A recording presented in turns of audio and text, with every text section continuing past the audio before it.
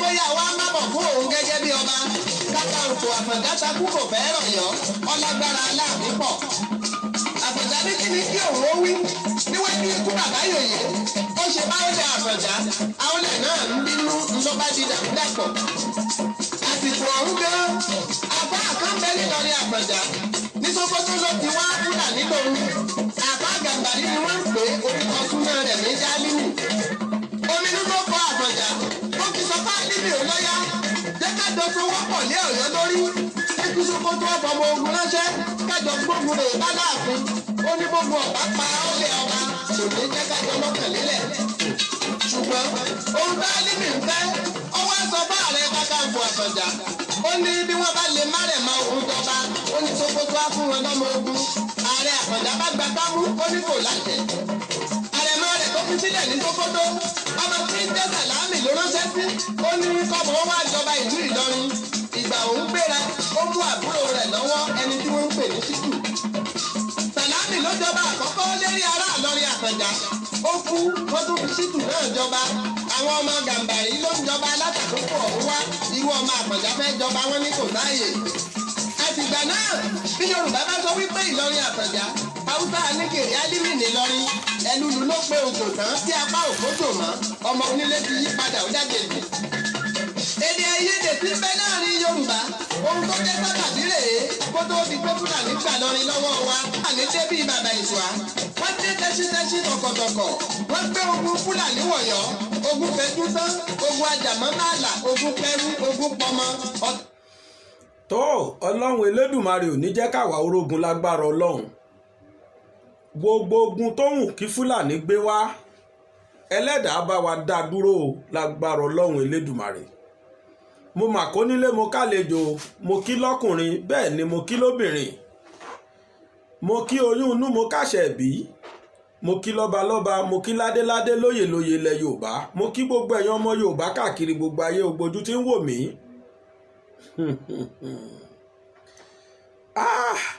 Ẹ kú ilé là ń kára lé o ṣé ẹ káàbọ̀ là ń kérú ọ̀nà. Wọ́n ní tí ojú bá kojú ètè á rí dẹ̀rẹ̀dẹ̀rẹ̀. Ẹ kú ọjọ́ mẹ́ta kan náà gbogbo ẹ̀yin olólùfẹ́ mi. Yes, mo rí gbogbo ẹ̀yin tẹ́ ń challenge mi pé ṣe bí mo ní mi ò ní wá sí Facebook mọ́ òótọ́ lẹ kúkú sọ. Lọ́wọ́ yìí mo fẹ́ sá fún Facebook nítorí pé àwọn tí wọ́n ń tírèlì gbogbo ẹni tí ń sọ̀rọ̀ lọ́wọ́lọ́wọ́ gbogbo sọ̀rọ̀sọ̀rọ̀ tí wọ́n fẹ́ gbé wípé ẹ gbọ́dọ̀ sọ̀rọ̀ mọ́ àwọn ò gbọ́dọ̀ gbóhùn yín mọ́ orí Facebook ni wọ́n ti ń tírèlì wa. Although for now èmi ò tíì sínú wọn ṣùgbọ́n àwọn tí wọ́n ń pariwo pé wọ́n ń tírèlì àwọn náà ń pariwo. Announcement tí mò ń make kò àwọn kan wà nú àwọn followers mi tó jẹ́ Facebook nìkan òun làwọn láǹfààní láti máa wò mí wọn ò láǹfààní láti máa wò mí lórí YouTube torí yín pẹ̀lú nǹkan tí mo ṣe wá lónìí pé ká lè jọ kọ́mọ lùbọ́ torí ẹ̀ èyí tẹ́ ń wò lónìí oṣù tuntun August tá a mú yìí ó lè jẹ́ ní the last time tẹ́ máa rí mi wò lórí Facebook ó dẹ̀ tún sì lè jẹ́ pé pẹ̀lú ìgbà míì àmọ́ fẹ́rẹ́fẹ́rẹ́ mi lórí Facebook lẹ́nujọ́ mẹ́ta yìí ó máa ṣe gàyà díẹ̀ lẹ́ẹ̀kọ̀ọ̀kan báyìí lẹ́ẹ̀ máa rí mi wò lórí Facebook. Àkọ́kọ́ announcement tí mo fẹ́ make ni wípé authoritatively and officially a ti múfù kúrò lórí ṣánẹ́ẹ̀lì Gbàgede Ìmọ̀ tẹ́ bá wò ẹ̀rí pa ti kọ́fà Gbàgede Ìmọ̀ flex tá a máa ń lò wọ́n máa tó ṣe ti Bàbá Gbàgede Life dé tí wọ́n bá ti ṣe dé ẹ máa rí pé studio Bàbá Gbàgede Life la máa wà. Lágbára Ọlọ́run a sí lórí channel Gbàgede Ìmọ̀ mọ́ àwọn oníkọ̀lọ̀rọ̀ sí ẹ̀dá tí wọ́n gba Gbàgede Ìmọ̀ lọ́wọ́ wa wọ́n ti gbàgbé gbogbo ọgbọ́n tá a mọ̀ náà la dá ṣùgbọ́n ọ̀rọ̀ ò bọ́ sí ọ̀rọ̀ rí bá a ṣe rò. Títorí ìdí èyí a ti múfù lọ sí channel Bàbá Gbàgede Life. Ẹ̀yin tẹ́ ń tẹ̀lé mi ní orí YouTube ẹ rí i pé òdodo ni fídíòs méjì ọ̀tọ̀ọ̀tọ̀ ló jáde níjẹta fídíò méjèèjì yìí orí Bàbá Gbàgede Life nìkan ló wà kò sí lórí Gbàgede Ìmọ̀ mọ́. ẹ̀yin tí ẹ wà lórí Facebook tẹ́ sì fẹ́ máa wò mí lórí YouTube bàbá gbàgede life ní kẹ́ ẹ lọ o ẹ lè rí mi wò lórí gbàgede mọ̀mọ́ kì í ṣe tikú kì í ṣe tàrùn mo wà láyé mo wà láàyè mo wà láyé ìdùnnú. Announcement àkọ́kọ́ rèé kí n tó máa lọ síwájú ẹ jẹ́ kí n kí gbogbo ọmọ Yorùbá káàkiri ayé tẹ́ ẹ jẹ́ olólùfẹ́ mi àtẹ̀yin tẹ́ ẹ nífẹ̀ẹ́ mi pàápàá ẹ jẹ́ kí yín pé happy new month. ṣe wá róṣù August yìí oṣù dùnnú oṣù ire oṣù ayọ̀ announcement dáadáa lẹ́ẹ̀máa gbọ́ lágbára Ọlọ́run ẹ máa gbókèrè gbọ́rọ̀ ire ni pẹ̀lú ògo Ọlọ́run ẹ ní gbókèrè bàbánújẹ́ o ìròyìn ayọ̀ la máa gbọ́ lóṣù tuntun tá a mú lónìí. bákan náà tún ni pé fún gbogbo ẹ̀yin olólùfẹ́ mi tí ẹ jẹ́ kristẹni tí ẹ jẹ́ followers mi mo kí yín wípé happy Sunday o mo sì mọ̀ pé ẹ̀yin náà ti lọ ilé ìjọsìn yín ṣe ṣàrántí gbà ṣàdúà fún ìlú tá a wà yìí ṣe ti ìrántí ṣàdúà fèmí fúnra mi náà tó lẹ́ẹ̀kan sí ẹ̀yin tí ẹ nífẹ̀ẹ́ gbàgede ìmọ̀ orúkọ wa sì lè máa jẹ́ gbàgede ìmọ̀ àmọ́ àlóṣánẹ̀ gbàgede ìmọ̀ mọ́ bàbá gbàgede life la wà nísìn ẹ kọ bàbá gbàgede yẹn papọ̀ life nìkan ni space máa wà láàrin bàbá gbàgede tẹ́ bá ti kọ bàbá gbàgede YouTube àti gbé wá fún yín ẹ kílíkì lórí ẹ sáàchì fún ẹ kílíkì lórí kẹ́ẹ̀dẹ̀ lọ wò ó tẹ́ bá débẹ̀ ẹ subscribe síbẹ̀ ẹ rí notification bell náà kẹ́tẹ̀ anytime tí fídíò bá jáde síbẹ̀ ẹ máa rí wò kedere.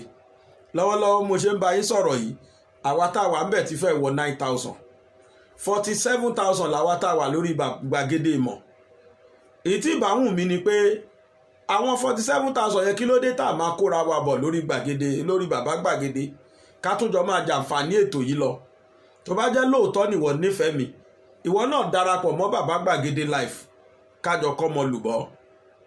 ní pápápá lónìí mi ò ní gbà wá lásìkò ẹ ṣe wọn á dá fẹ́ni tó kọ kínní bó ṣe máa wà gangan nìyẹn. Bello Abdulhakeem ẹ ṣe gan bó ṣe máa wà gangan lẹ ṣe kọ yẹn bàbá gbàgede life bó ṣe máa wà nìyẹn.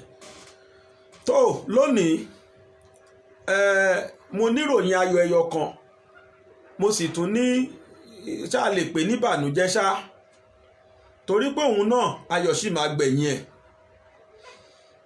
ẹ̀yin tẹ́ ń wò mí lórí YouTube ẹ rí i pé mo ṣe fídíò méjì kan jáde ní ìjẹta mi ò ṣe rárá lánàá mo fànà rest torí pé information tí mo rí lánàá kì í ṣe tó tí ì ṣe kíní bíi ká kó gbogbo ẹ̀ pọ̀. information tí mo give níjẹta ni wípé àwọn DSS àwọn tí wọ́n kó nílé olóyè Sunday Igboho àwọn èèyàn 12 ni wọ́n sì pa ẹni 2 ó jẹ́ ní 14 ṣùgbọ́n nígbà tí wọ́n pa 2 wọ́n kó èèyàn 12 láàyè lọ sí DSS National Headquarter l'Abuja ṣùgbọ́n nígbà tí DSS máa dé court ní ìjọ Jímọ̀ ní wọ́n sọ wípé níjọ Jímọ̀ náà ni wọ́n ní pé ẹni 4 péré ló wà ní àkàtà wọn DSS lẹ́ni 4 péré ló wà lákàtà wọn. mo sọ ohun tó ṣẹlẹ̀ ńgbà yẹn fún yín. bákan náà ni pé mo sọ nípa wípé bí ò ṣe lè possible láyé torí gbà yẹn níjọ Jímọ̀ yẹn news yẹn jáde lóríṣiríṣi wípé Benin ti ṣetán láti gbé olóyè Sunday Igboho wá sí Nàìjíríà padà.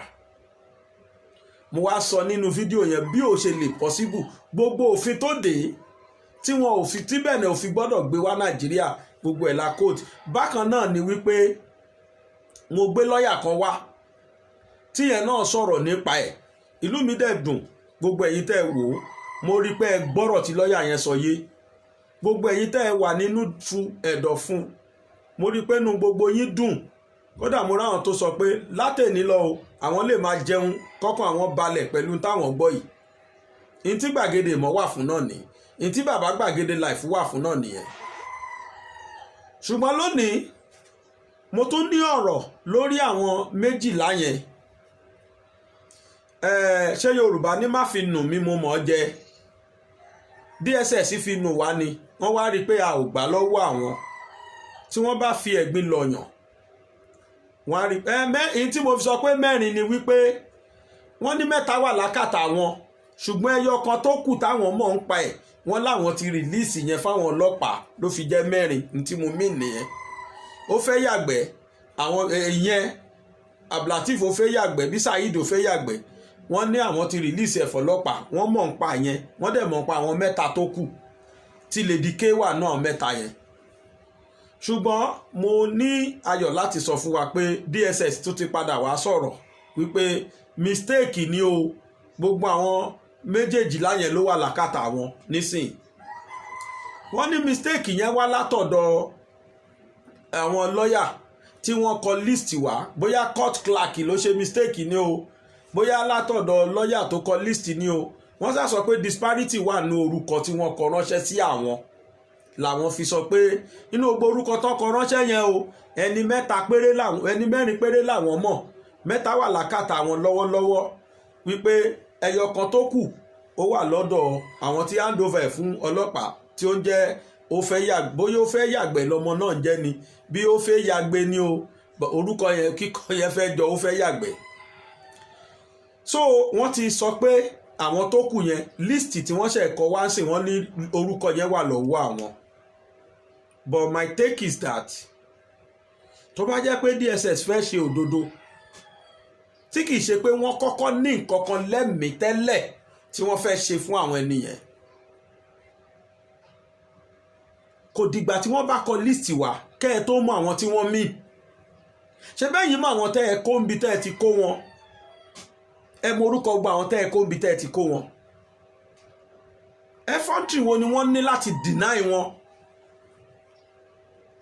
àkọ́kọ́ ni ẹlẹ́ẹ̀kejì ni wípé kóòtù ti ṣòfin nísìn wípé dandan Monday ọ̀la tá a máa mú yìí ní agbára Ọlọ́run wọ́n gbọ́dọ̀ kó àwọn gbogbo wọn kí wọ́n kó wọn wá gbogbo èèyàn méjèèjìlá yẹn kí wọ́n kó wọn wá bá wọn court wọ́n ti ní dandan kí wọ́n máa kọ́ àwọn méjèèjìlá bọ̀ bákan náà ni wípé àwọn ẹni tá à ń sọ yìí àwọn tí wọ́n kó yìí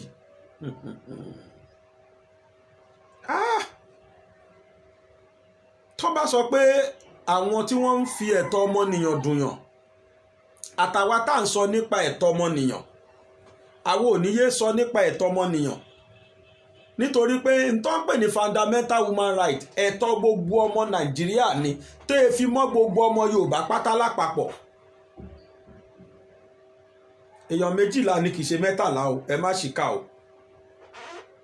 tó fi dórí àwọn ọmọ gbogbo anybody tó ti jọmọ Yorùbá tàbí ọmọ Nàìjíríà lápapọ̀ ló ní ẹ̀tọ́ lábẹ́ òfin ẹ̀tọ́ ọmọnìyàn tí wọ́n fi ń dun àwọn ẹni tí wọ́n kó yìí ó pọ̀ ju ń tá a lè sọ lọ ẹni nìyẹn lẹ́ẹ̀kejì ìtẹ́ òfin lójú bàṣùbàṣù tó wá wà fún DSS ẹ kó àwọn èèyàn ní condition tí wọ́n gbà kó wọn yẹn wọ́n ti kọ́ lùfin lákọ̀ọ́kọ́ ń bẹ̀ òfin ẹlẹ́ẹ̀kejì tí wọ́n tún lù ní wípé wọ́n deny àwọn ẹni from even seeing their lawyers kódà arm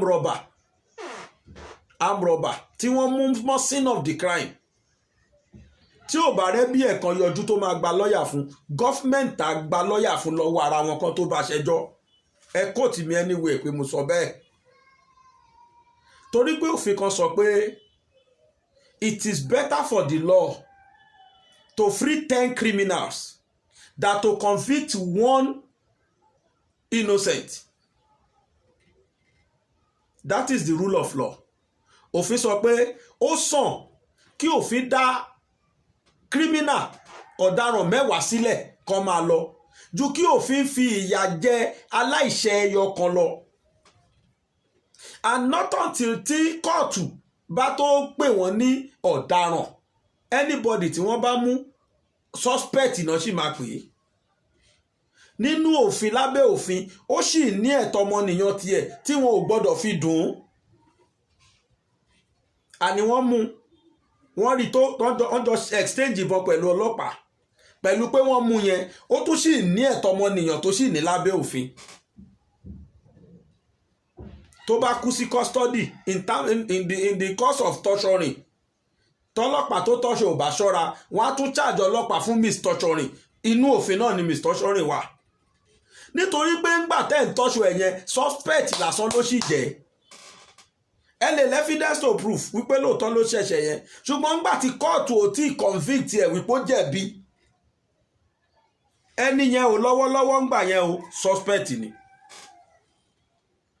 Tó bá kú ẹrù ìjọba ló kú yẹn, wọ́n sì lè balẹ̀ ọlọ́pàá yẹn ṣẹjọ́, ìbàjẹ́ dọ́jọ́ sí DSS náà wà lábẹ́ òfin. So gba àwọn nǹkan yìí mò ń sọ torí ká lè mọ tó ń pè ní ẹ̀tọ́ ọmọ ènìyàn. Tí wọ́n bá múyàn mọ̀ sin of the crime, ó ṣẹ̀ṣẹ̀ yẹn lóòótọ́ wọn mú, kò wá rẹ́ni yọjú tó lè gba onídùúró fún, tó lè gba lọ́ọ̀yà fún. Ìjọba tún gba lọ́ọ̀yà fún lọ́wọ́ rẹ̀, ìjọba ló fẹ́ bá ṣẹjọ́ o, wọ́n tún gba lọ́ọ̀yà fún. Ẹ bèrè lọ́wọ́ àwọn lọ́ọ̀yà. Nítorí wípé ẹ̀tọ́ ọmọnìyàn ẹ̀, ìjọba sì gbọ́dọ̀ respect ẹ̀ to the last.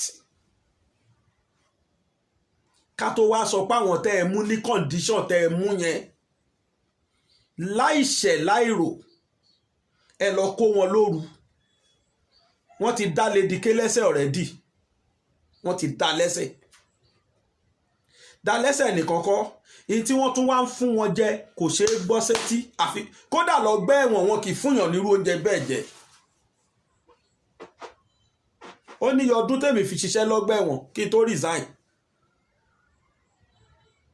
Oúnjẹ tí wọ́n fún wọn lọ́gbà ẹ̀wọ̀n jẹ, oúnjẹ ni tí nígbà míì àwa náà máa taste mbẹ̀ níbi tí oúnjẹ yẹn dáadé, oúnjẹ tó fún wọn jẹ́ prison. Lẹ́lòmíì gan ò ṣe ń fẹ́ kú òun prison mọ́nú ẹlẹ́wọ̀n yẹn, tó jẹ́ pé tó bá discharge wọn lénìí, tó bá tún máa tó bí oṣù kan, ẹ̀rí wọn wá tún ti lọ dáràn míì, wọ́n á mọ̀ ọmọ jẹ̀ kan mú àwọn. Tẹ́ ẹ bá lẹ́ẹ̀ tún ti dé ni wọ́n á nígboro rẹ̀ rí ọ̀gá mi. Ẹlòmíì máa sọ pé ibi ti dilé òun, kò sí tó fẹ́ lọ ṣe ń gbòòrò.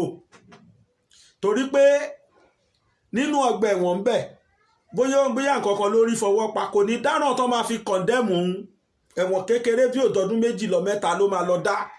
Á dẹ̀ dúró kan mú òun, á dẹ̀ padà wá sọ́gbà ẹ̀wọ̀n. Oúnjẹ á sọ fún ẹni pàápàá pé òun jẹun ọ̀fẹ́.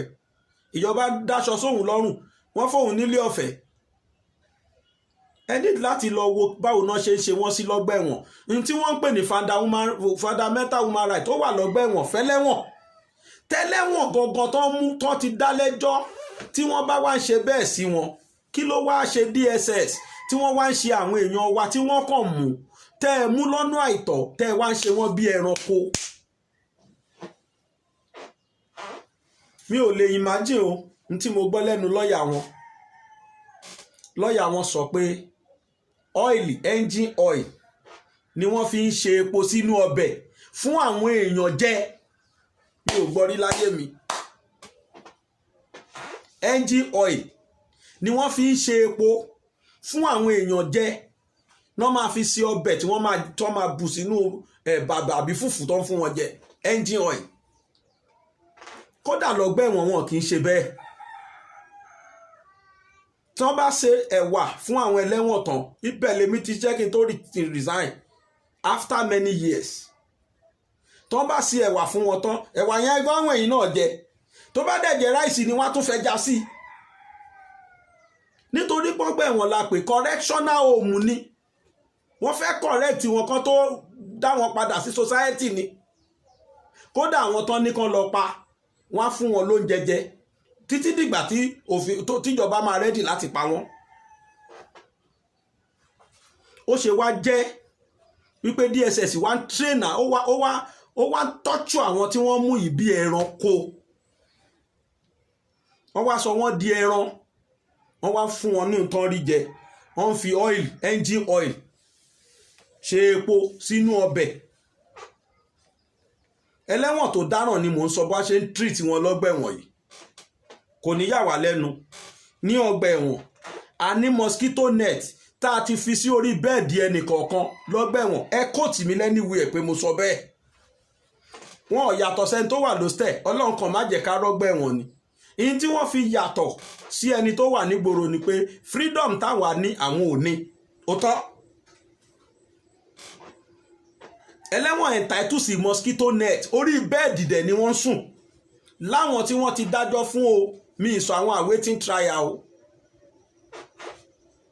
àwọn nìkan mo lè sọ pé wọ́n wà lẹ́wọ̀n àwọn tó ti dájọ́ fún yẹn hostel náà wà àwọn náà àti ẹ̀ máa pòwe wọn á lọ́mọ ọ̀bàrà tó wá ṣẹ̀wọ̀n bàrà ẹ̀yìnkùlé ilé bàbá ẹ̀ ló wà ẹlẹ́wọ̀n náà máa pòwe bẹ́ẹ̀ fún ẹ alọ́mọ tó toró tó wá ṣẹ̀wọ̀n bàrà ni alẹ́ ìkùlé ilé bàbá ẹ̀ ló wà ní dáadáa látàrí bí wọ́n ṣe ń tọ́jú wọn sí lọ́gbà ẹ̀wọ̀n ibi tèmi ti ṣiṣẹ́ tí mo rí bá a ṣe ń ṣe wọ́n ni wọ́n á dẹ̀ láǹfààní láti ṣí wọn lẹ́ẹ̀mejì lójúmọ́ láàárọ̀ wọn á ṣí wọn lẹ̀ kódà wọn á máa gbá bọ́ọ̀lù ẹ lọ kirikiri wọ́n ń gba competition bẹ́ẹ̀ tó tún lọ play ń ta pàápàá tó ń gba kọ́ọ̀pù wálé ẹlẹ́wọ̀n nítorí pé for the fact pé wọ́n jẹ́ ìmí lọ́wọ́lọ́wọ́ ní Abẹ́òkúta prison àìmọye àwọn tó ti graduate ní Open University látọgbà ẹ̀wọ̀n bẹ́ẹ̀. This is what we call fundamental human right. n tó ń pè ní ẹ̀tọ́ ọmọnìyàn lábẹ́ òfin nìyí wọ́n jẹ́ lẹ́wọ̀n ni wọ́n sọ pé kẹ́ ẹ wá ṣe wọ́n níṣekúṣe DSS wá kó àwọn eléyìí wọ́n wá ń ṣe wọ́n bíi wọ́n ń treat wọn bíi ẹranko.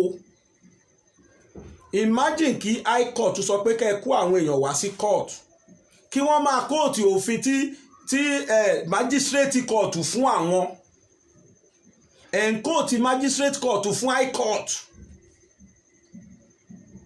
mi mọ̀ bóyá àwọn DSS wa gan mọ̀ tí wọ́n ń pè ní jurisdiction of court àbí hierarchy of court mi rò pé wọ́n mọ̀ tó ń pè bẹ́ẹ̀. ìpele bí kóòtù ṣe ní ipò sí mi rò pé DSS wa mọ̀ ẹ wà níwájú high court judge kóòtù ìgbàláyè tí magistrate court fún yín lórí èèyàn lábẹ́ òfin tí wọ́n bá múyàn tí ọlọ́pàá bá múyàn àbí DSS kò gbọ́dọ̀ mú dúró ju 48 hours lọ kí wọ́n tó charge ẹ̀ sí court. These people they spend ó ti di 30 ṣe bẹ́ẹ̀ ni lọ́ọ́ the first ó ti di 31 days ago tán ti wà ń bẹ̀ sí èyí tílẹ̀ bá ṣú á di 32 days ago tán ti wà lọ́dọ̀ wọn and they refuse to take them to court. àìmọye ọ̀ràn táwọn ọmọ Fúlàní ẹgbẹ́ wọn ń dá tí wọ́n máa fọwọ́ bò kéèsì Abba Kyari bá jẹ́ Ìgbò ni tàbó jẹ́ Yorùbá ẹ ti rí bí wọ́n ti bọ́rọ̀ yẹn dé kí náà wá ṣe sọ̀rọ̀ ẹ̀ sìn wọ́n fọwọ́ bò mọ́lẹ̀ mo kàn gbọ́ lẹ́nu pọ́n ní Nigerian Police Force wọ́n suspend ẹ̀ and I know that will be the highest ìyà tán máa fi jẹ́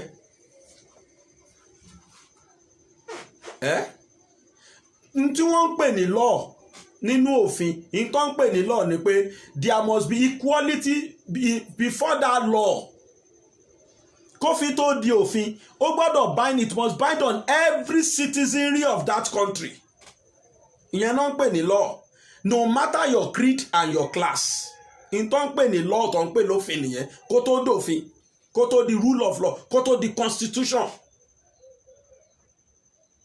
otherwise ordinary postulation ló kàn máa jẹ́ kò tí ní di law tí ó bá ti bind on everybody. So àwọn tó wà ń di òfin wa mi rò pọ́n ká òfin tí wọ́n pera wọn DSS bóyá lára ẹnìkan tó mọ̀ ń pọ̀ wọ́n dẹ̀ mọ̀ wọ́n mọ̀ ni wọ́n dẹ̀ mọ̀ ń tán ṣe pé táwọn bá kó àwọn ẹni lọ sí court ìjọba kó wọn débẹ̀ náà máa release wọn ìdí rèé o process tán fi arrest wọn is wrong ọ̀nà tí wọ́n gbà fi arrest wọn wọ́n mọ̀ pé wrong èní nìyẹn ẹlẹ́ẹ̀kejì ni wípé wọ́n mọ̀ pé táwọn bá kó wọn dé kóòtù máa dá wọn lẹ́jọ́ yẹn gangan torí pé wọ́n mọ̀ pé ọ̀nà ẹ̀bùrú ọ̀nà àìtọ́ làwọn fi arrest wọn àwọn ẹni entitled sí bẹ́ẹ̀lì wọn ò dẹ̀ fẹ́ kán bẹ́ẹ̀lì wọn torí ẹ̀ wọ́n kọ̀ wọn kó wọn lọ kóòtù ní tí mo wá mọ̀ ni pé jọ́ọ̀jì yẹn ti yarí nísìn pé tán bá bí wọn kúnjọ́ Monday kí wọ́n má kó wọn wá ọyẹ́ ẹjẹ́ àjọ máa wò DSS ti commit lábẹ́ òfin in tí wọ́n ń pè ní contempt of law. DSS ti commit ẹ̀ because the first court tó máa lọ court order wọn pé the next court you must bring them.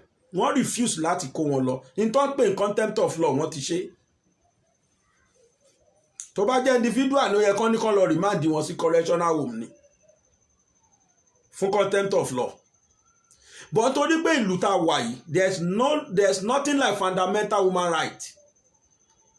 I couldn't imagine, it is beyond my imagination wípé ẹnìkan lè dájúdájú kó máa fi engine oil ṣe oúnjẹ fún àwọn èèyàn jẹ because they are under your custody. The court has never pronounced them as a criminal. They are just suspects. Ẹ wá treat wọn bí ẹran. Must you instill disease in their life before you release them? Tó bá dọ̀la tí court bá wá pronounce wọn as tó bá discharge wọn unacquitted kí ló fẹ́ sọ? Tó dẹ̀ ti destroy part of their body. Ẹ deny wọn incommunicado. You deny them from communicating with their lawyers. Lábẹ́ òfin ọ̀nà ń pè ní denial incommunicado. You deny them from communicating with their lawyers. You deny their lawyer from having any access to them. Kí ló ṣe wọn? Ẹni tó jámúrọ̀bà lọ́yà lọ bá tó bá wà láwaiting trial. Wọ́n ní àǹfààní sí lọ́yà wọn. Kódà the funnest part ni pé kán tó dájọ́ wọn ọjọ́ tó bá ṣe hearing lọ́yà tó dúró á tún máa adjudicate fún wọn á tún máa bẹ̀bẹ̀ fún wọn. Although that is what we call fallacy of abet to pity nínú àyè tẹ́ ṣe psychology. But notwithstanding àwọn eléyìí lọ́yà tó dúró á tún máa bẹ̀bẹ̀ please tender justice with mercy lẹ́yìn tí wọ́n bá ti apply gbogbo means tí wọ́n fi lè free ẹni yẹn tó bá rí pé at the end of the day the armpit of law is getting at him. Torí pé kò sọ̀nà àbáyọ fine. The next thing lọ́yà ẹ̀ máa ṣe ni kó máa plead fún. Ó lè lóun nìkan nìyẹ́ bí ó lè lágbàlagbà nìyẹ́ arúgbó ni tẹ́ bá nìkan dájọ́ kú fún kinní kan so àyàbáyé at the end of the day nínú ẹ̀bẹ̀ yẹn gbà míì lọ́yà lóun fún ní life jail. Ẹ̀kọ́ dẹ̀ fún ní life jail kéèsì ẹ̀ easy because at the end of the day wọ́n máa lo 12 years 13 years wọ́n lè ní prerogative of mercy kan fílẹ̀ kan ó parí ó lọ nìyẹn. But àwọn ẹni yìí kéèsì wọn ò le tó gbogbo eléyìí. Alleged lásán ní tẹ́ ṣe fi mú wọn. They are an alleged criminal. They are suspects. Ẹ wá ń treat wọn bí hardened criminal. Even hardened criminal were not being treated like that. In the court of in the prison yard. Now correctional home wọ́n ṣe oúnjẹ fún wọn tó jẹ oúnjẹ tẹ́ẹ̀dẹ̀ èèyàn lè jẹ aláwa wọ́dà náà máa jẹ ń bẹ̀ èmi jẹ́ nú ẹ̀rí kì í ṣe big deal.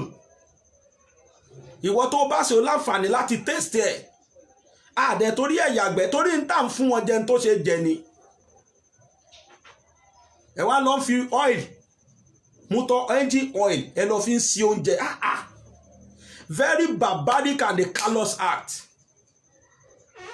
Bọ̀kan tí mo mọ̀ ní wípé tẹ́gùn bá ti débi ó ti fẹ́ yọ. They will release these people inshallah by tomorrow. Lọ́dọ̀ tí wọ́n nìyẹn. Part 2 ni pé ní ọgbà ẹ̀wọ̀n oríṣi bí èèyàn mẹ́rin sí set of èèyàn 5 ló máa ń wà lọ́gbà ẹ̀wọ̀n. There are different categories ní ọgbà ẹ̀wọ̀n. Or let me say correctional home or custody. Àkọ́kọ́ ẹni tó máa ń wà ní ọgbà ẹ̀wọ̀n tàbí custody ó ní awaiting trial tí wọ́n gbé dé wọn ti determine case ẹ̀ court ò ti dájọ́ fún ó sì ń bọ̀ ní awaiting trial náà pé wọ́n either female or male à ń pè wọ́n ní ATM or ATF.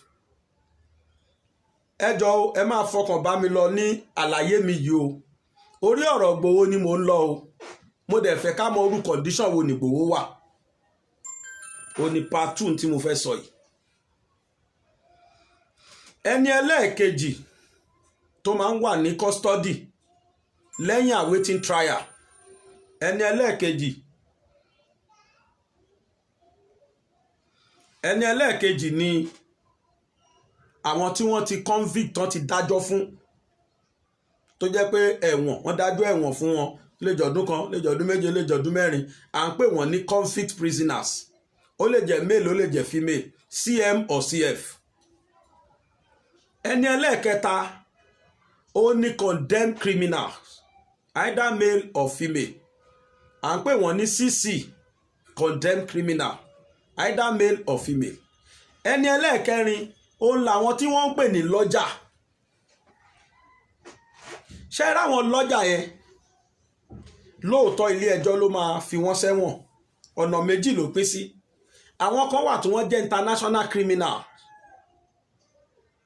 àwọn kan wà tó jẹ́ international criminals bíi ọmọ nàìjíríà tó lọ dáràn ní Benin, ọmọ nàìjíríà tó dáràn ní Cameroon, ọmọ nàìjíríà tó dáràn ní kíní kan àbọ̀mọ Cameroon tó wá dáràn nàìjíríà wọ́n dẹ̀ dájọ́ ẹ̀wọ̀n fún ó ti lo àsìkò ẹ̀wọ̀n ẹ̀ ti pé wọ́n ò gbọ́dọ̀ túlẹ̀ bẹ́ẹ̀ pé máa lọ lábẹ́ òfin.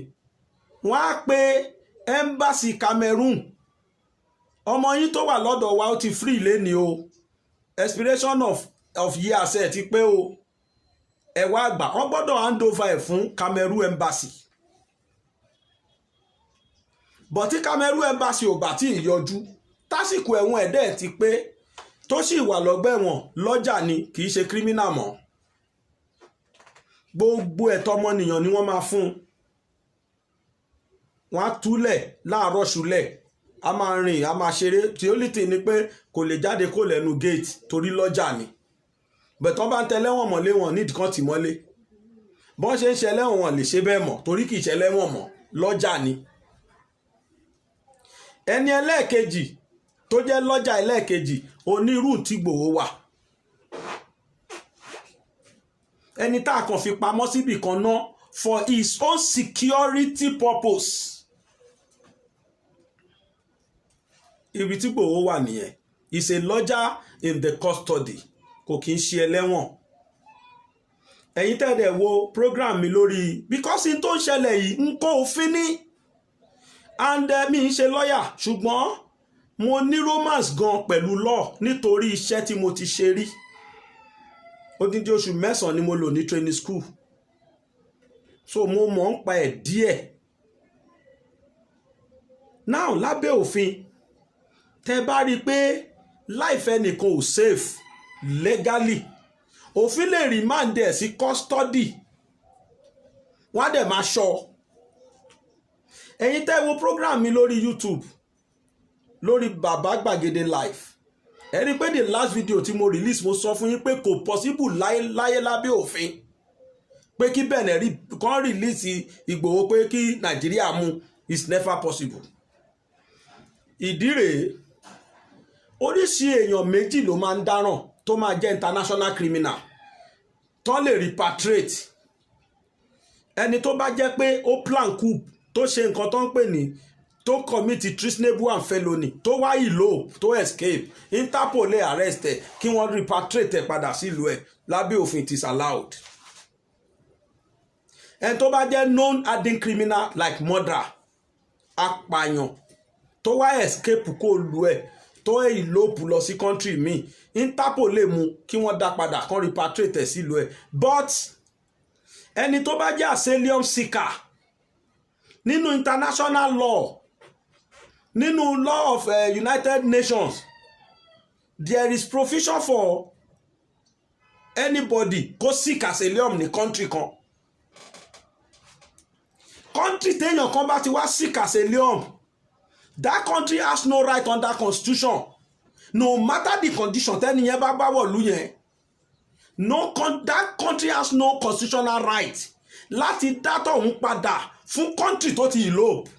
That is the major reason tí wọ́n fi lè dátọ̀ òun padà láìlá no matter bí Nàìjíríà ṣe lè threaten Benin tó wọn ò gbọ́dọ̀ dá padà. That is the ambit of law. You can ask lawyer. Inú mi dẹ̀ dùn pé program tí mo ṣe yẹn mo gbé lọ́ọ̀yà wá síbẹ̀ ẹ̀yin náà fetí ara yín gbọ́ Wendy San ni ó dẹ̀ explain everything the reason why they would never and the reason why tó fi jẹ́ pé Benin gan ló tiẹ̀ tó wá ń ṣọ́ ń sìn torí nǹkan kan ò gbọ́dọ̀ ṣe é. ó ti di kọ̀lọ̀kọ̀lọ̀ tá a so májá lọ́rùn tájá ò gbọ́dọ̀ jájẹ́ fún Nàìjíríà. Ìgbòho ti di rọ̀rọ̀ àgbò tó ti ń bí kòkò nínú, sí tí kòkò fẹ́ fi ṣe. So this is what I'm saying, that ẹ̀yin èèyàn ẹ fọkàn balẹ̀ láti wá kí ọ̀rọ̀ mi lẹ́yìn. Lára àwọn lọ́ọ̀yà Ìgbòho ó sọ̀rọ̀, ṣe rí léyìí kì í ṣe pé bóyá ń táṣìírí, ọ̀rọ̀ àṣírí kọ́ leléyìí o, torí mo mẹ́yìn kan tẹ́ máa ṣe, tẹ́ máa overzealous, tẹ́ máa kọ kọ́mẹ́ǹtì pé bàbá don't talk like that. Eléyìí ò ń sọ̀rọ̀ ntí lọ́ọ̀yà ẹ̀gán ti ṣàlàyé síta ni, ntí Bẹ̀nẹ̀ fúnra wọn ti ṣàlàyé síta ni pé it's not in the prisons, it's in the custody, and ìtumọ̀ custody yẹn ni pé ìṣe lọ́jà, kò síbi tán lè gbé lọ, lọ́jà ni. Ó dẹ̀ tẹ́lí bá dẹ̀ wà ní lọ́jà, ó entitled sí àwọn nǹkan kan tẹ́lẹ̀wọ̀n gọ́gùn entitled sí. Irú lọ́jà ti ẹ̀yẹn is entitled to security. Wọ́n gbọ́dọ̀ máa ṣọ́ bí ẹni ṣọ́ gọ́fúnà ni.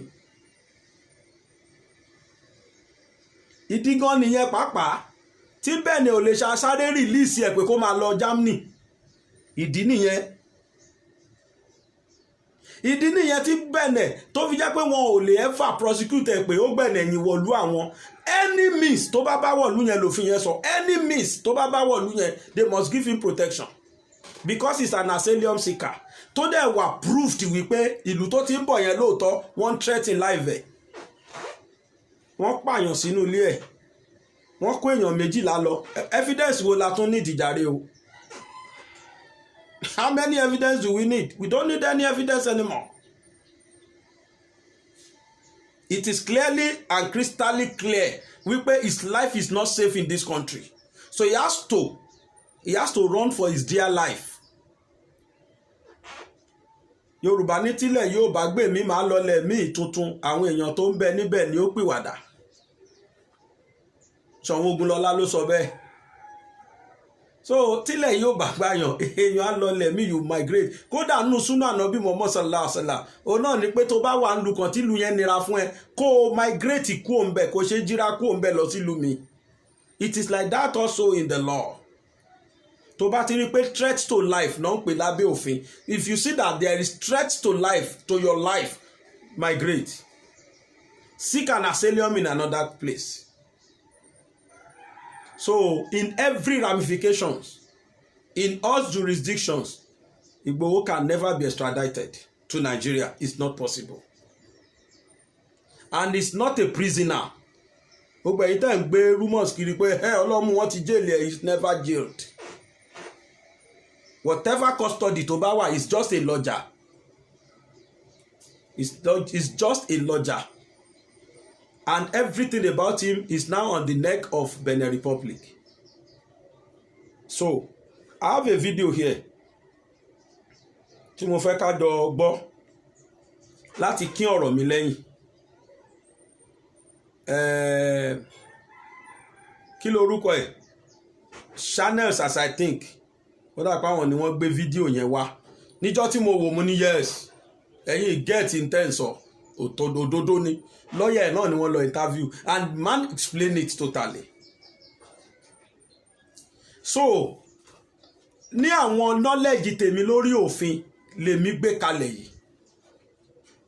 Náà knowledge díẹ̀ tí mo ní lórí òfin ni mo gbé kalẹ̀ yìí.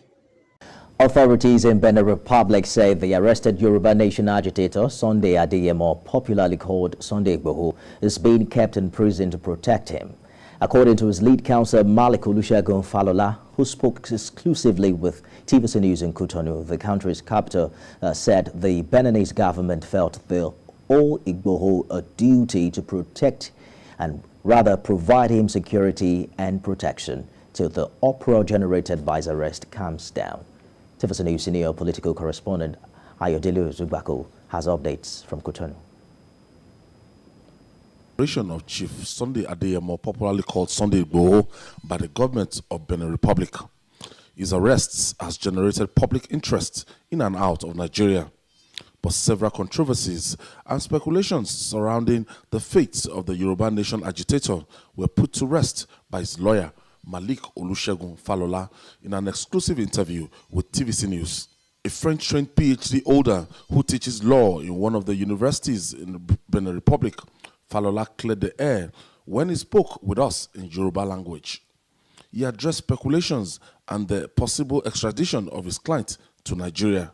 Òfin àgbáyé àti òfin ECOWAS kò gba Buhari láyè kó sọ pé kí a máa gbé Sunday bọ̀ wá fún un pé kó a ṣẹjọ́ ní Nàìjíríà kò gbà láyè kó máa wá sọ pé kí a máa gbé bọ̀ wá fún òun àyè ò gbà lẹ́nu ẹ̀ kó béèrè ìjọba Nàìjíríà kan àyè ò gbà wọ́n kàn béèrè ewu Sunday Igboho tó ti wọlé wa kò ní right àti béèrè àmọ́ ní right àti béèrè ẹni tó jalè tó pààyàn tó ṣe nǹkan míì tó jọ ọ̀rẹ́ rẹ̀ yàtọ̀ sí ẹ̀ṣẹ̀ òṣèlú tí ń wá ààbò nítorí pé ó ṣe òṣèlú eléyẹn nìkan ni protection wà fún níjọba ò lè béèrè yóò ṣe asylum níbí gbogbo nǹkan máa dọ́gba fún níbí báyìí. Falola says anyone that insists Igboho should be set free now only wants him killed, as this might lead to tension between the two countries involved in the matter. Fífi Sunday ńlẹ̀ nítorí pé ó jẹ́ òṣèlú sílùú wa yìí àbí sí Nàìjíríà kò ní fún ìlú méjèèjì ní àlàáfíà. Rálì òṣèré rálì ó mọ̀ lọ ní Nàìjíríà nígbà tá a bá fi ilẹ̀ níbi tó bá dé Germany àbí tá a bá fi síbí wàhálà lè wà láàrin peace tiwa yìí náà lè ní dààmú àárí àti débi tí ìjà lè dá padà sí Nàìjíríà o nǹkan tó fà á tí àfifẹ̀sòfin kan nìyẹn pé kó lọ ṣẹ̀wọ̀n ẹ̀wọ̀n yẹn nǹkan tèmi ó máa sọ fún gbogbo èèyàn ọmọ Nàìjíríà àbí èyí tó jẹ́ṣẹ́ tèmi lọ́ọ̀yà ni pé kí wọ́n relax detention yẹn fún kí wọ́n fún pínpín bẹ́ẹ̀ ni tí ó jalè kó máa bẹ nínú ìgbádùn ní ààyè yẹn pẹ̀lú security tó pé kó síbi tá a lè fi Sunday sí nílùú ìlú àtó lè ní security bí gẹ́gẹ́ bí a ṣe máa Nàìjíríà sí ẹ̀ẹ̀kan bá ń fẹ́ pé ká fi Sunday lẹ̀ nísìn kíákíá kó ní liberty ẹni náà lè pa ó fẹ́ ṣekú pa ni tó bá jẹ́ lu òyìnbó ni á fi ilẹ̀ yóò máa yàn ní security ń bẹ ń lu òyìnbó àmọ́ níbí kò sí security tó pé kò sí ààbò kan ní bá ń lọ nínú circulation tó bá yìnbọn fún kọ́ tó bá tó tàbá ẹlòmíì láàrin ìlú ńkọ́ àbí tán lọ lé ẹ̀tàn lọ yìnbọn fún tó tó pa ẹlòmíì ńkọ́ ibi tó yẹ ká gbé sí òun náà ni ká gbé sínú ilé kan kí wọ́n máa gáàdì ẹ̀ ní ibẹ̀ ìnáwó ni ó jẹ́ fún ìjọba wa ibi tá a gbé sí ẹ̀wọ̀n ni wọ́n ń pè bẹ́ẹ̀ àmọ́ a gbọ́dọ̀ jẹ́ kó ní kọ́mọ́dà bíi ẹ̀wọ̀n lójú ẹ̀ iṣẹ́ yẹn ni àwọn. lọ́ọ̀yà ẹ̀ ló sọ̀rọ̀ ẹ̀ Benenu alẹ́ tó sọ̀rọ̀ ẹ̀ ọmọ Benin Republic gangan òní lọ́ọ̀yà ẹ̀ inú mi dẹ̀dùn pé ó kí mi lẹ́yìn nǹkan tí mo sọ inú mi dùn pé ó kí mi lẹ́yìn wípé kò possible ECOWAS law Economic Community of West Africa àwa náà lófin tá a jọ ń ṣe papọ̀ then United Nations law gbogbo àwọn méjì ló back ẹ̀ up bí wọ́n ń gbé bọ̀ yẹn gbàgbé ẹ̀ then ẹlẹ́ẹ̀kejì ni pé kò sí níbi ìnira kò sí níbi ìyà good news tí mo ní nìyẹn pé gbogbo ẹ̀yin tẹ́ ń dunnú wípé ọlọ́mú wọ́n ti fi ìyà wọ́n ti ọlọ́run kankan ò mú ẹnikẹ́ni tẹ́ bá rí tó fẹ́ jẹ olórí ọ̀ tó tá a yàn nípò olórí there must be challenges fún ẹnikẹ́ni tó bá jẹ́ olórí challenges máa wà fún ara challenges inú òjẹ́ olórí Ìgbòho ló ń fèsì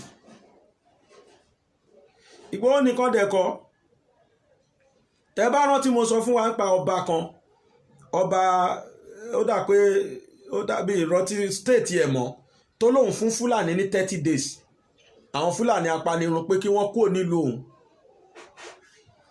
wọ́n ti attack ọba ẹ̀ náà wọ́n ti sọ pé ó ní psycho wípé eccentric ni pé wèrè ń bàjá lánàá ìlọ̀rọ̀ tí mò ń sọ yìí àwọn mìíyẹ́ tí Allah ti sọ̀rọ̀ wọ́n ní wèrè ń bá ọba yẹn jà Fúlàní lọ́ba ẹ̀ náà fún rẹ̀ o ó dà pé Taraba ni ìlú Taraba nílùú yẹn anybody tó bá ti oppose àwọn Fúlàní apanirun yìí Fúlàní agbénipa yìí Fúlàní tó ń pariwo èèyàn kiri anybody tó bá ti oppose wọn Miyetti Allah máa oppose onítọ̀hún ni kódà jẹ́ ń tún jayín sí i tẹ́lẹ̀tẹ́lẹ̀ Afẹ́nifẹ́re àwọn náà support government of the day tẹ́lẹ̀ but as soon as ti Afẹ́nifẹ́re ti yẹnu padà Miyetti Allah ti tún sọ̀rọ̀ wọ́n ní kí government declare Afẹ́nifẹ́re as terrorist group ìgbà tí mo ka news yẹn mo rẹ́rìn títí pé mo là ń bá lu yìí lọ Miyetti Allah tó já wọn gangan nínú àwọn ọmọ ẹgbẹ́ wọn làwọn bandits tí wọ́n ń pa àwọn èèyàn wọ́n wá nítorí pé Afẹ́nifẹ́re ti ń sọ ohun tó yẹ kán sọ ń sìn torí pé wọ́n ti ń hùwà tó yẹ kán hù ń sìn torí pé wọ́n ti ríra wọn bíi bàbá Yorùbá wọ́n wá ní kí wọ́n declare Afẹ́nifẹ́re as terrorist group mo ń bọ̀. mo rẹ́rìn nígbà tí mo ka news yẹn pé àbí kí ni àbí mi ò ríran ni ẹjọ́ wọn wá kọ́ o ẹjọ́ Miyetti Allah kọ́ wà láì kì í ṣẹjọ́ wọn lọ́hùn ìdí tí mo fi ní kì í ṣẹjọ́ wọn ni pé by now gbogbo àwọn tí wọ́n jẹ́ Miyetti Allah yẹn under normal circumstances gbogbo wọn ló ti máa wà lẹ́wọ̀n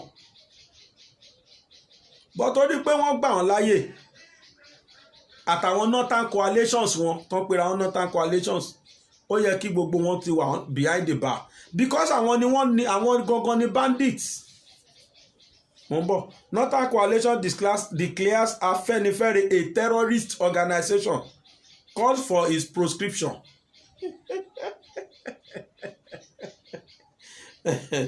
Coalition of Northern Groups CNG has asked federal government to immediately proscribe Afẹ́nifẹ́re. Coalition yìí Miyetti Allah wà nù wọn o Northern Association Northern Elders Association wọ́n wà nù wọn àtàwọn bẹ́ẹ̀ àwọn yẹn they are 47 in number or 57 àwọn ni wọ́n jẹ́ Northern Coalition even gan kìí ṣe Miyetti Allah nìkan ló sọ bẹ́ẹ̀ gbogbo àpapọ̀ àgbáríjọ gbogbo Northern ni wọ́n sọ pé kí wọ́n declare Afẹ́nifẹ́re as terrorist group. Coalition of Northern Groups CNG has asked federal government to immediately proscribe Afẹ́nifẹ́re and the other cultural tribal organizations undermining peace, security and peaceful coexistence of the country as terrorists. CNG, in a statement issued yesterday in Abuja by a spokesperson, Abdulaziz Suleiman, said any individual as Adebanjo, Ayo Adebanjo, and others associated with such groups or organizations that incite others to violations or openly support acts of terror or terrorist movements should be arrested and decisively dealt with by the authority. He said, we emphatically repudiate the provocative actions of remnants of those who harbor pent-up grudges against the rest of Nigeria for the failure of Awolowo's tribalistic ambition to secure the nation's leadership and deem this affront. Ṣé Northern coalitions ní kí wọ́n declare Afẹ́nifẹ́re as terrorist group. Ẹjọ́ kí ni ká pè Miyetti Allah? Irú group wo ni ká pè wọ́n? Àwọn tó já wọn gan ni wọ́n finance ni wọ́n sponsor àwọn bandits tí wọ́n ń pa àwọn èèyàn tó ń gba ransom. Kí ni ká pè àwọn? Mo jẹ́rìí ẹ jẹ́ ká máa wò bóyá gọ́fìmẹ̀ntì náà sọ bẹ́ẹ̀ lóòótọ́. Well, I will not blame them much. 99% of them are educated illiterate.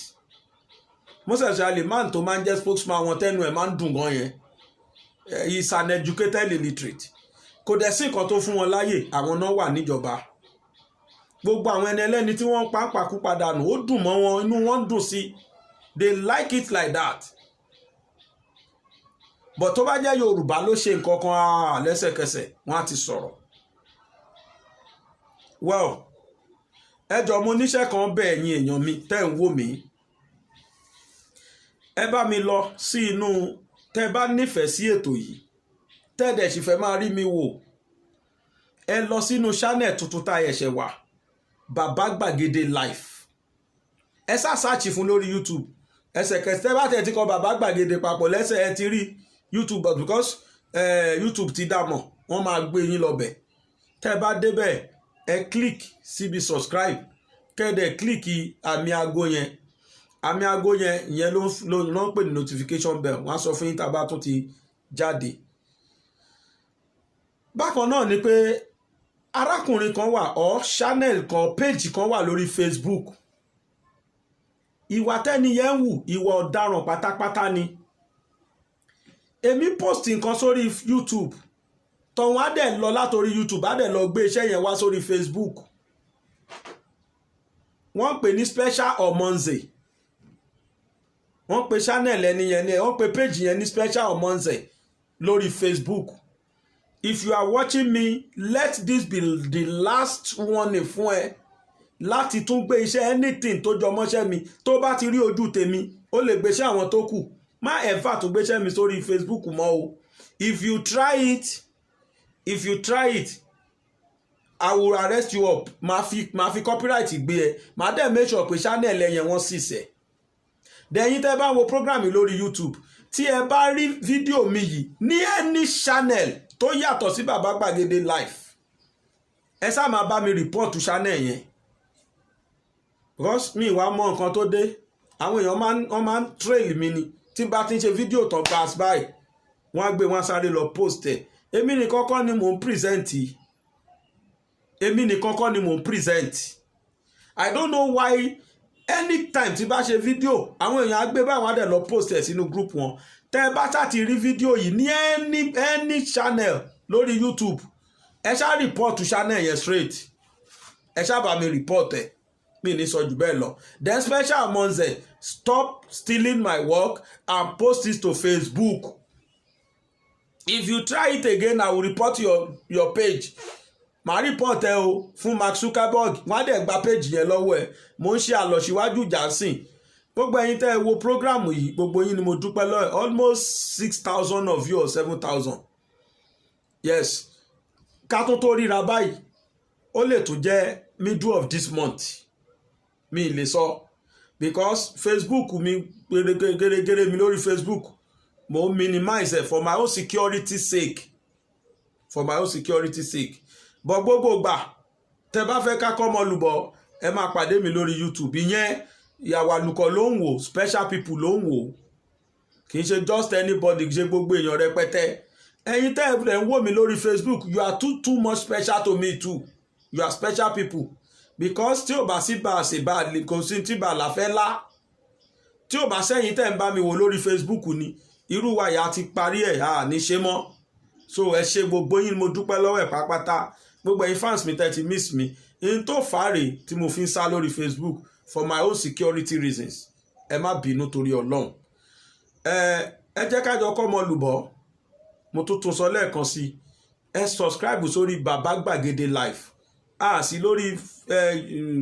lórí YouTube channel Gbàgede Ìmọ̀mọ́ ẹ rí pa ti block ẹ lágbára Ọlọ́run when next tí bá tún máa fi wá sórí Facebook yìí ẹ ti rí Bàbá Gbàgede Live fún bẹ́ẹ̀ ṣùgbọ́n lórí Facebook a ṣì ń jẹ́ Gbàgede Ìmọ̀ with Aláwìyé Báyọ̀ yẹn a sì jẹ́ Gbàgede Ìmọ̀ wa lọ dáadáa lórí Facebook although wọ́n try láti hack Facebook mi náà torí pé once beaten twice shy ẹ̀kọ́ tí mo ti kọ́ lórí YouTube ni ò jẹ́ kí n kó sí wọn lọ́wọ́ wọ́n try ẹ̀ mo delete message yẹn dànù ni ẹ̀kọ́ ló ń ṣàánú mi tọ́lọ́ bá fẹ́ kọ́ ẹ̀dá a kọ́kọ́ fi irú nǹkan báyìí mu ọlọ́mọ fi kọ́ mi lẹ́kọ̀ọ́ ni mo dẹ̀ ti gbọ́n gbogbo ẹ̀yin tẹ́ ń dúró ti ètò yìí ní agbára Ọlọ́run ẹlẹ́dàá Ọlọ́run á máa dúró tì yín ẹ̀yin tẹ́ máa ń wà pàápàá wá bú mi tó jẹ́ pé gbogbo kọ́mẹ̀ntì yín kẹ́ ẹ bú mi ni ọwọ́ pẹ́ tí ẹ̀ ń wá yẹn náà Ọlọ́run á gbàdúrà tì yín náà wàláì mi ní ṣe pè fún yín torí èèyàn dáadáa nìyín pẹ́ tí ẹ̀ ń dúró ẹ̀ ń bá mi wo ètò yìí kẹ́ ẹ tó bú mi yẹn mo dúpẹ́ lọ́dọ̀ yín ẹ ṣé